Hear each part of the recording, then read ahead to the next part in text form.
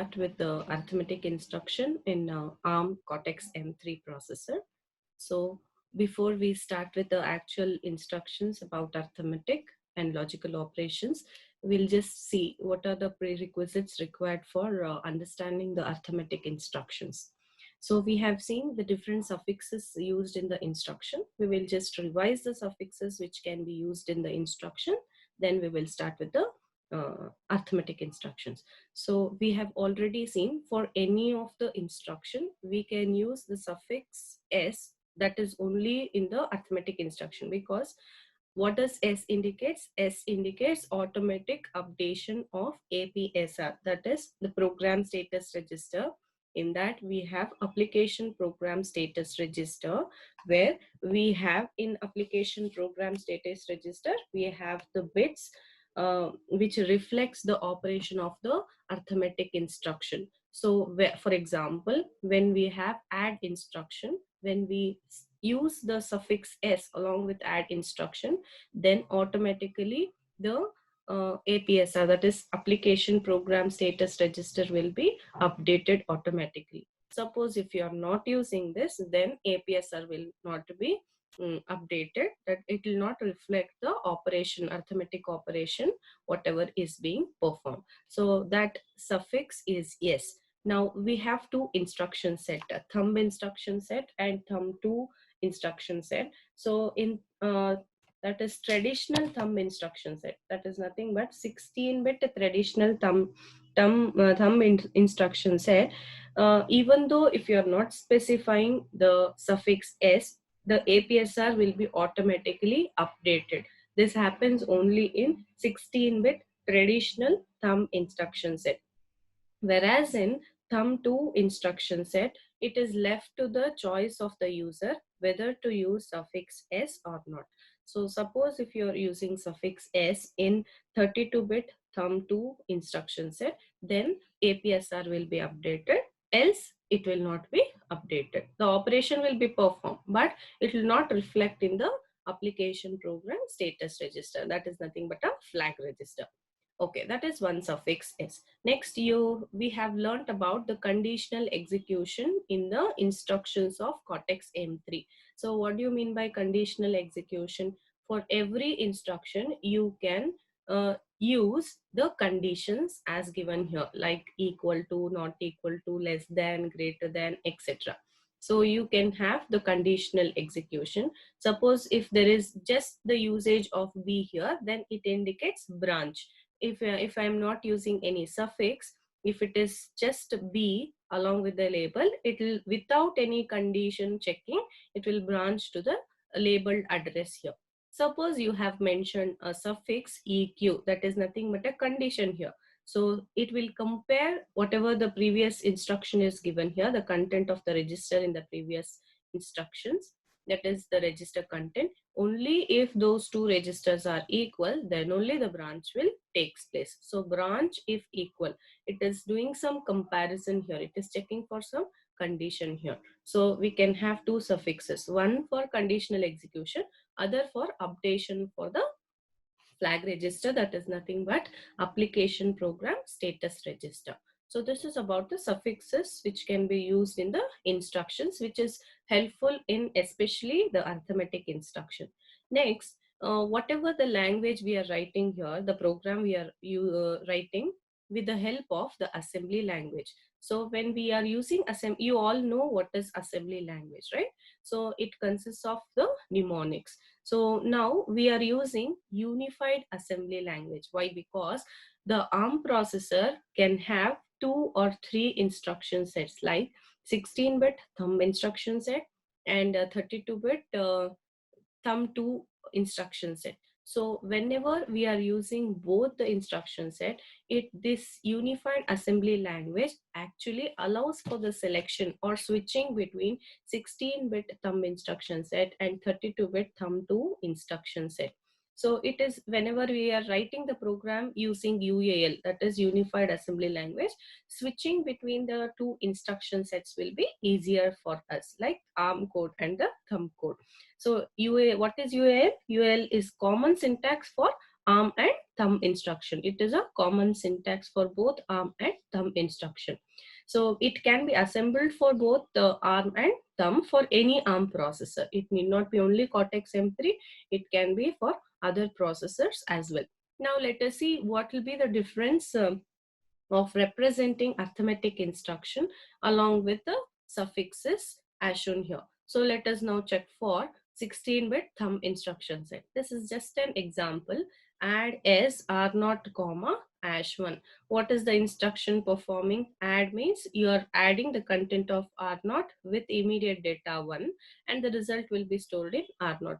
As you have s here, s represents what? It updates the APSR, right? That is application program status register. So here it this representation we will use for 16-bit thumb instruction set by default for the smaller sizes. And this also can be this instruction can also be represented by using a suffix dot n. N represents narrow, and the instruction or example here shown is add s dot n r0 comma #1. So this representation also we use in 16-bit thumb instruction set. And the next representation will be for 32-bit thumb 2 instruction set. As we already have learned, what does .w indicate? .w indicate wide. Okay, whenever you are using a suffix .w, extension .w, then it will be for 32-bit thumb 2 instruction. So these are the three different representation of the arithmetic instruction for 16-bit thumb instruction set, and for 16-bit thumb instruction if it is narrow, and 32-bit thumb 2 for wide. Okay, so next we will start with the actual arithmetic instructions. Okay, so we have the different categories here. The basic arithmetic instructions are addition, addition with carry, subtraction, subtraction with borrow, and we have reverse subtraction, multiplication, and division. The basic four arithmetic operation are addition, subtraction, multiplication, division. Okay, so we will look into these arithmetic instructions one by one. Now we have this category, the first category, which performs only addition operation.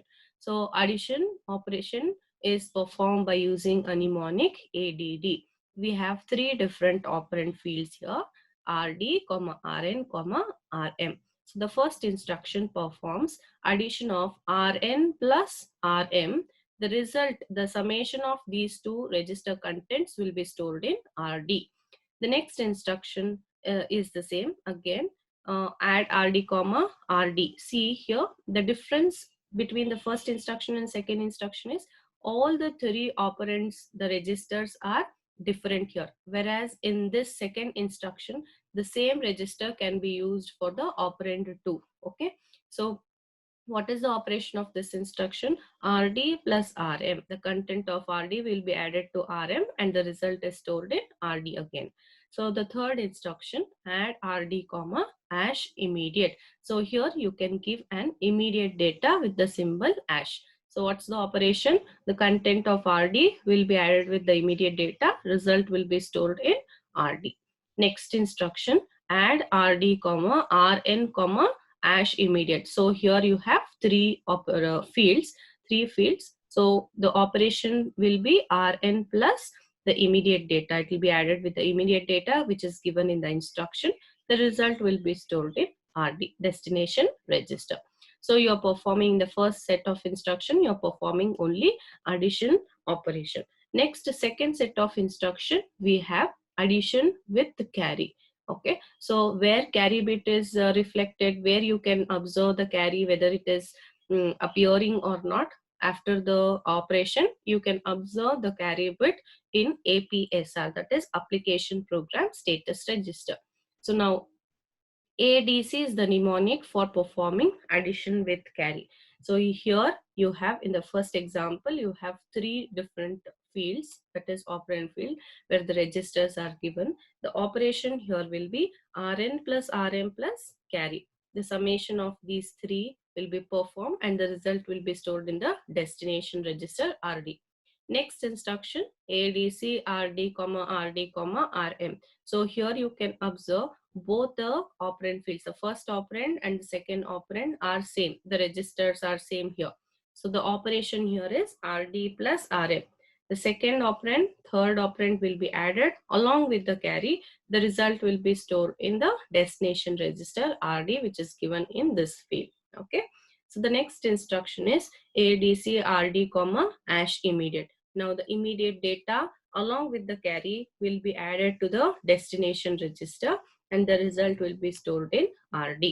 Now the next important instruction under addition category is add W RD comma RN comma hash immediate. Now you can see you have a different way of representation. It is not add dot W, it is the combination. It is there is no dot in between here. So add W indicates it has a 12-bit immediate value. It has a 12-bit immediate value. So add W indicates add wide. So that 12-bit will be added with RN register and the result will be stored in RD. Please take care that there is no addition of carry here. Okay, it is just addition of RN plus the 12-bit immediate value given in the instruction. Next set will be for subtraction operation. So the first instruction under subtraction operation is sub space RD comma RN comma RM. So what will be subtracted here? The register content RM will be subtracted from RN. Result will be stored in RD. Next instruction, sub RD comma hash immediate. Now immediate data will be subtracted from the destination register RD. Result will be stored in RD because here we have only two operands. So it performs RD minus immediate data. Next instruction, sub RD comma RN comma hash immediate. So here we have three different fields, right?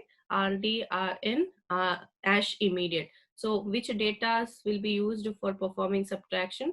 These two operand fields contents will be considered for subtraction. So the operation will be Rn minus hash immediate and the result will be stored in RD.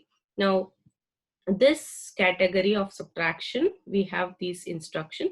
Next category will be subtraction with borrow, but we don't have a separate flag bit for borrow. Hence we consider the carry flag bit in APSR as a borrow. So now first instruction is SBC RD comma RM, and how will be the operation performed? So it subtracts the content of RM from RD along with the borrow. The result will be stored in the destination register RD. Next you have SBC.W. So now tell me what will be .W. .W will be indicating we are using it for 32-bit thumb to instruction set. Okay.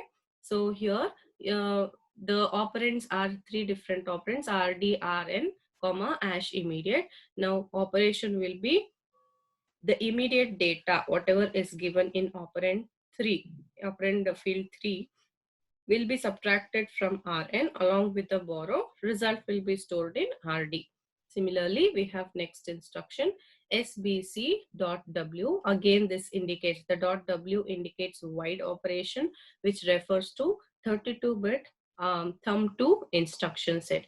Space RD, RN, RM. So here the operation will be Rn minus Rm minus the borrow, which is present in carry bit. Okay, so the result of the subtraction will be stored in the destination register RD.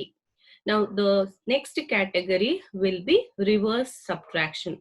For reverse subtraction, you have the mnemonic as RSB. RSB indicates reversed subtraction. So usually what was happening here, suppose if this was an instruction, SB, let me take this example, sub RD comma RN comma RM. So what will be the operation? RN minus RM will be the operation for normal subtraction. Whereas in reverse subtraction, it will be the reverse. That is RM, it will perform RM minus RN. So let us see the operation of reverse subtraction. RSB.W. So .W indicates 32-bit thumb 2 instruction set. reverse subtraction is performed here. So the operand fields are RD, RN, hash immediate, where the operation is what will be subtracted here. RN content will be subtracted from the immediate data. Okay, this is performed as a reverse subtraction operation, and the result will be stored in destination register. Next instruction, we have rsb.w, rd, rn, rm. So it is reversed subtraction. So our operation will be rm minus rn, and the result will be stored in rd. Okay, so this is about the reverse subtraction instruction. Next, we will look into multiply operation. For multiply operation, the mnemonic used is mul, rd, rm. So it will multiply the 32-bit data present in RM and RD. Result will be stored in the destination register RD.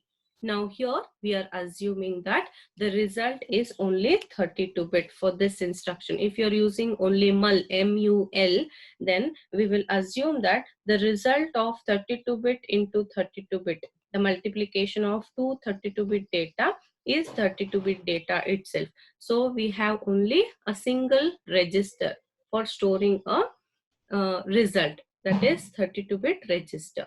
So the next instruction is mul.w rd, rn, rm. So what will be the operation here? The contents of rn will be multiplied with contents of rm, and result will be stored in rd. Again, I have only one single destination register. That indicates that I'm assuming, if I'm using MUL, I'm assuming that the multiplication of two 32-bit data is resulting in 32-bit result itself, 32-bit data itself. So I'm considering a single register RD here. We have some more instruction for storing the result which is more than 32-bit data after multiplication. We will see next. Okay, so the next set of instructions is for division. So division can be performed for unsigned data as well as signed data. So for unsigned data, we have the instruction or the mnemonic as udiv, unsigned division, RD, RN, RM. So what will be the operation for unsigned division? It divides the content of RN by RM, and the result will be stored in. What will be the result? Result will be the quotient which is stored in destination register. Always for division operation, the result will be the quotient, and the remainder has to be calculated manually. Now, signed division.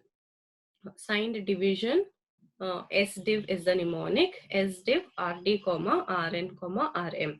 The operation here is the same as unsigned division, but the data will be considered as a signed data. So it performs RN divided by RM. The result of this division will be stored in 32-bit register RD. Okay, so these are the basic arithmetic instruction for the operations, basic operation: addition, subtraction, reverse subtraction, multiplication, and division.